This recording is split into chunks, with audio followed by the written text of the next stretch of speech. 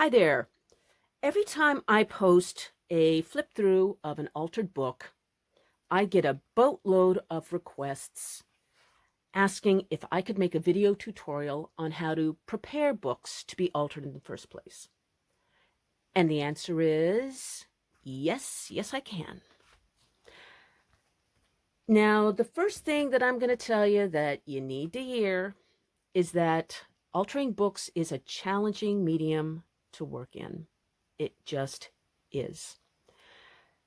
And because of that, there's going to be a lot of trial and error, a lot of learning from what works and learning from your mistakes. But if you love doing it and love the process, you will get there. And I'm hoping that I can help shorten the learning curve for you. Let's see. The next thing I want to point out is that I'm clearly working in old books. But if you're working in a newer book or a contemporary book, please stick with me because what I have to say will apply to those as well. I know I have often worked in newer books. Finally, I want to point out that everything I say from here on out is just a rule of thumb. I have played by all the rules, and a book has disintegrated on me after weeks of work. I have used a book that never should have worked at all, and it's turned into something beautiful. You see, that's the trial and error part. So listen to what I have to say, but then practice, practice, practice, and have fun. The first thing I wish someone had told me when I started out altering books all on my own was that one of the most important things is to choose the right book in the first place.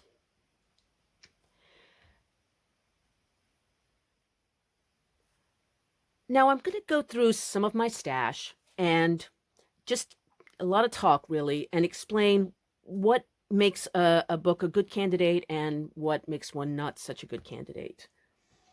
First, I tend to choose a skinny book right from the get-go. If I'm in a thrift store or a flea market, charity shop, I'm looking for a thin book. I just keep my eyes open for them. Now, there's a couple of reasons. One is it's just my style. But a couple of other good reasons to consider, at least starting like this, is look at this. This is a nice thin book. And it has 5 layouts. 5, count them 5. It took me over 2 months to make this book. So I have seen beautiful altered books made from big, fat pieces. But that just doesn't work for me. Because if this took 2 months, I can tell you right now, I'm not going to finish this in my lifetime. So another reason I like a thin book.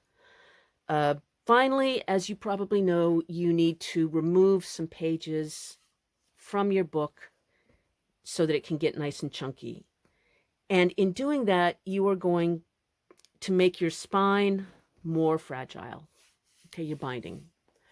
So the fewer pages you have to remove, the better chance that your binding will survive and like you. Which brings us to the next thing, which is you need to choose a book that's pretty robust and in good shape, as a rule. I thought, boy, this is beautiful. This is so pretty. It's going to make a really special altered book. But I ignored the fact that the pages were very thin. The paper was very thin. I think this was made in World War I, so they were using a cheaper paper.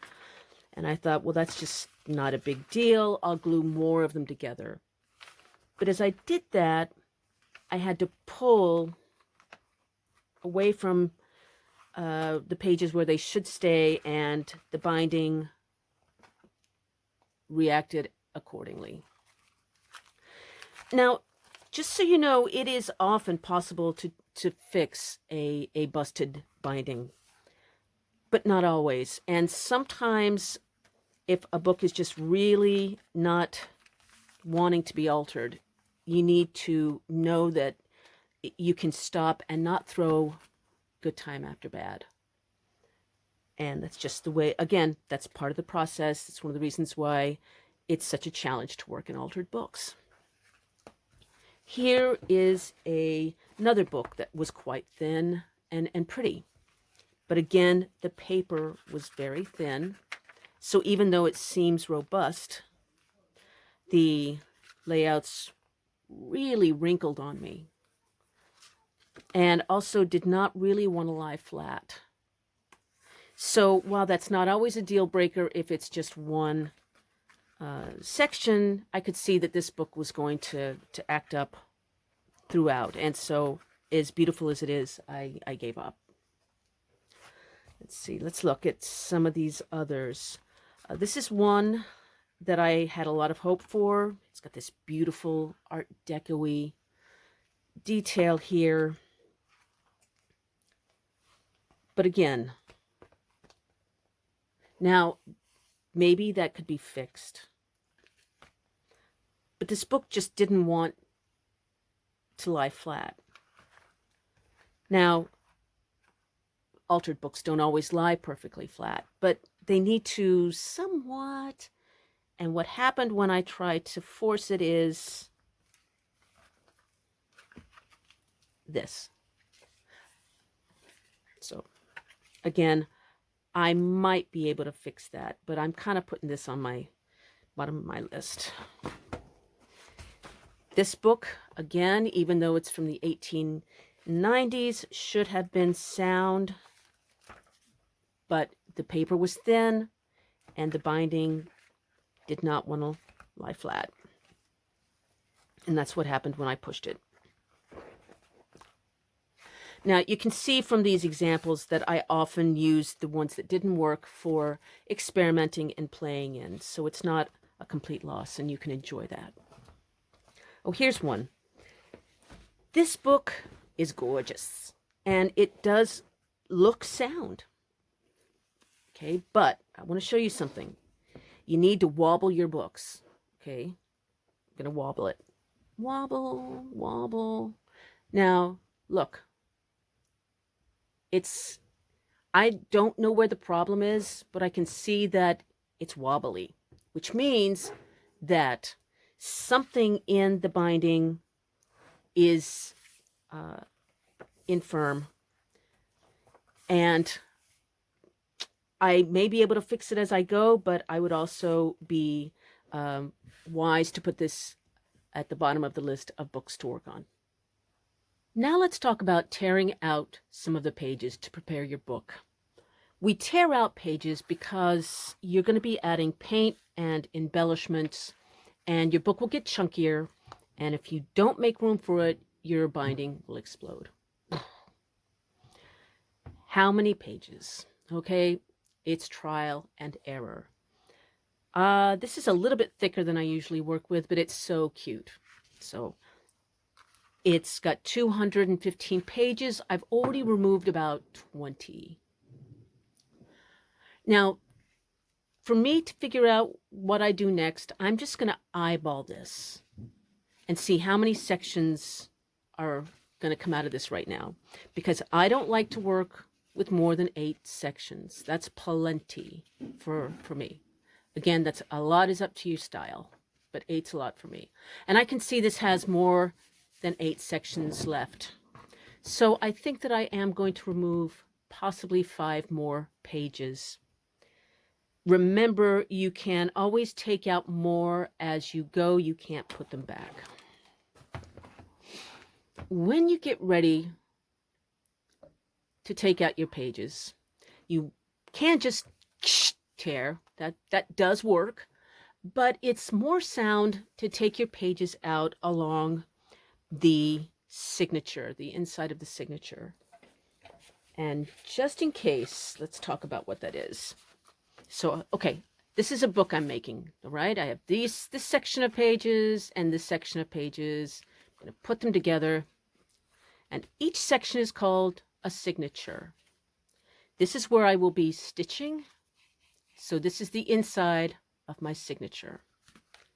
And this is the inside of my signature. You can tell because it does have the threads here. For instance, if you go here, you can see where it's been sewn, but there's no thread showing. So you want the inside of the signature. Another way that you can tell is if you go in and try to lift this, it comes off as one thing, which it is. Okay. If you go over here and start to lift, you've got two things. So go over here to the center, and very carefully pull out your signature, center signature page. Do not throw this away. Put it in your scrap box. You can use it for backgrounds, collage, and other good stuff. So be sure and save these. I don't like to take out, as a rule, more than 2 pages per signature. That is not a hard and fast rule, but what I will do now is go and look for the inside of another signature and take 2 pages from here, and so on throughout the book. There are people who count their signatures and pull from them religiously.